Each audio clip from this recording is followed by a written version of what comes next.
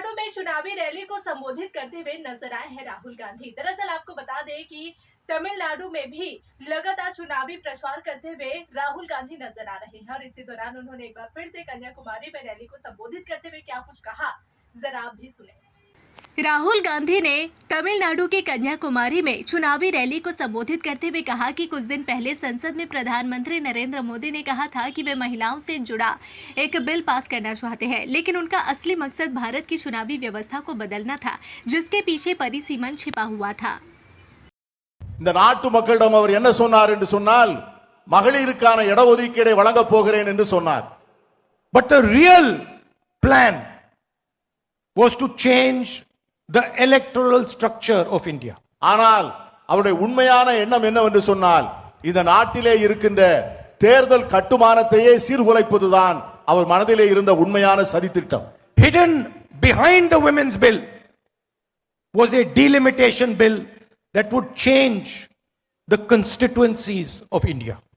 இந்த மகளிர் இடஒதுக்கீடுக்கு பின்னால் தொகுதி சீரமைப்பு என்கிற ஒரு விதியையும் சேர்த்து இந்தியாவிலே இருக்கின்ற அத்தனை தொகுதிகளையும் மாற்றி அமைப்பதற்கான ஒரு முயற்சியை அவர் மேற்கொண்டார். What they wanted to do was reduce the number of seats of southern states, of northeastern states and of smaller states. அவர் செய்ய நினைத்தது என்னவென்று சொன்னால் தென் மாநிலங்களுக்கு பாராளுமன்றத்தில் இருக்கின்ற பிரதிநிதித்துவத்தை குறைக்க வேண்டும் and fundamentally change the balance of power in India. வடகிழக்கு மாநிலங்களிலே இருக்கின்ற இடங்களை குறைக்க வேண்டும். அவருடைய ஒட்டுமொத்த ஆசை என்னவென்று சொன்னால் இன்று இந்தியாவிலே இருக்கின்ற அந்த அதிகார ஸ்திரத்தன்மையை சீர்குலைக்க வேண்டும் என்பதுதான் அவருடைய எண்ணம். And weaken the representation of South India, of Tamil Nadu, of Karnataka, of Kerala, of smaller states, Uttarakhand, Jharkhand, Chhattisgarh and of the northeastern states. அவருடைய உண்மையான நோக்கம் தமிழ்நாடு, ஆந்திரம், கேரளா, கர்நாடகம், சத்தீஸ்கர், ஜார்க்கண்ட் போன்ற மாநிலங்களினுடைய பிரதிநிதித்துவத்தை குறைத்து அவர்களுடைய பாராளுமன்ற பிரதிநிதித்துவத்தை குறைக்க வேண்டும் என்பதுதான் நம்முடைய பிரதமருடைய எண்ணம். And there is only one way to describe what they were doing. அவர்கள் செய்வதை சொல்வதற்கு ஒரு வழிதான் இருக்கிறது. And that is that it was an anti-national action. அது என்னவென்று சொன்னால் அவர் செய்ய நினைப்பது மிகப்பெரிய தேச விரோத செயல். It is an action against the union of states. இந்த ஒன்றுபட்ட இந்தியாவை எதிராக அவர் செய்கின்ற சதி. And that is why we stopped it and we defeated the bill in parliament. அதனால்தான் அதை பாராளுமன்றத்திலே தடுத்து நிறுத்தினோம், அந்த மசோதாவை தோற்கடித்தோம். And we will continue to defeat any bill that tries to take away representation of anybody in our country. இன்று மட்டுமல்ல, இனி எந்த காலத்திலும் இந்த மாநிலங்களுடைய பிரதிநிதித்துவத்தை குறைப்பதற்கு மோடி அரசு முற்படும் என்று சொன்னால் அதை ஒவ்வொரு முறையும் தோற்கடிப்போம், அந்த சதியை ஒவ்வொரு நேரத்திலும் வீழ்த்துவோம். I said that the BJP wants to rule Tamil Nadu from Delhi. நான் உங்களிடம் பேசுகின்ற போது சொன்னேன், பாஜக தமிழ்நாட்டை டெல்லியிலிருந்து ஆள நினைக்கிறது என்று நான் சொன்னேன். And I started my speech with the Bharat Jodo Yatra, a walk designed to unite our country. நான் இந்த இடத்திலிருந்து பாரத் ஜோடோ யாத்திரை ஆரம்பிக்கின்ற போது இந்த நாட்டை ஒற்றுமைப்படுத்த வேண்டும் என்கிற உணர்வோடு அந்த யாத்திரையை நான் துவங்கினேன். The worst thing about the RSS and the BJP is how they create hatred in our country. RSS இயக்கத்தில் பாஜக இயக்கத்தினுடைய கொள்கையினுடைய மோசமான விளைவுகள் என்னவென்று சொன்னால் இந்த நாட்டு மக்கள் மத்தியிலே வெறுப்பு விதைகளை விதைத்து அவர்களை எப்படி பிளவுபடுத்துவது என்பது. How they shatter the harmony of our country. நாட்டிலே இருக்கின்ற ஒற்றுமையை நல்லிணக்கத்தை உருக்குலைக்க நினைக்கின்ற கொடும் செயல் அது. How they attack minorities throughout our country.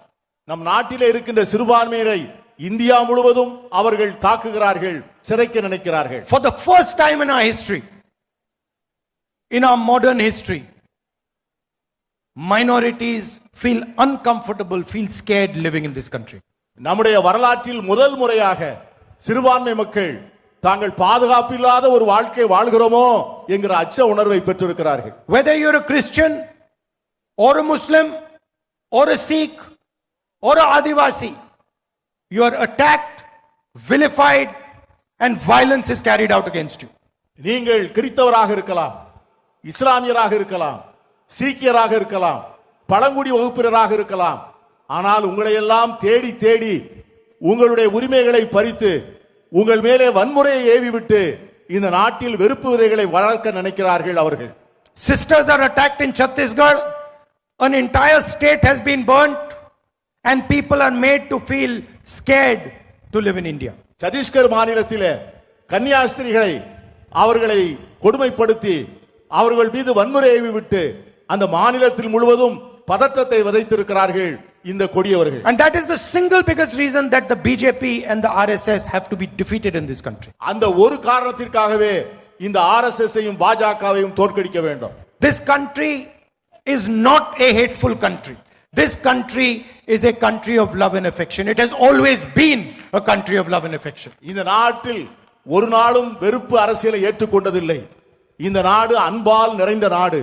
இந்த நாடு மனித நேயத்தால் நிறைந்த நாடு. இந்த நாடு ஒற்றுமை உணர்வால் நிறைந்த நாடு.